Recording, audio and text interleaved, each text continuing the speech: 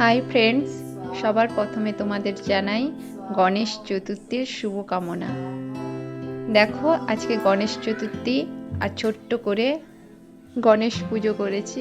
দেখো বেশি কিছু পারিনি, হয়তো যেমন পেরেছি ওই রকমই একটা ছোট্ট গণেশ ঠাকুর তোমাদের দাদাভাই এনে দিয়েছে।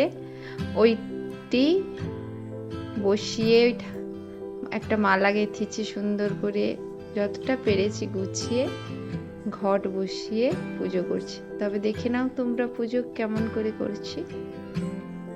দেখো দেখতে দেখতে কিন্তু পুজো ঢুকে গেল, গণেশ বাবার পুজো হয়ে গেল। মানে কি এরপরেই আসছে রাধা অষ্টমী, তারপরে অনেক পার্বণ যাবে, কিছুদিন পরেই হবে আমাদের কি পুজো পৌঁছে যাচ্ছে। কিন্তু সবার কি শপিং হয়ে গেছে? এর পরবর্তী ভিডিওতে আমার শপিং আসবে, সবাই কিন্তু দেখতে অপেক্ষা করে থাকো। বেশি কিছু না পারলে যতটুকুই করব তোমাদের সঙ্গে শেয়ার করব। এই দেখো পুজো স্টার্ট করে দিয়েছি, ঠাকুরকে যতটা পেরেছি সাজিয়েছি ফুল দিয়েই। তারপরে তোমার ঘট বসিয়েছি, এবার একটু আরতি করে নেব। দেখো আরতি করে নিচ্ছি বাবুকে নিয়ে। ও খুব আগ্রহী।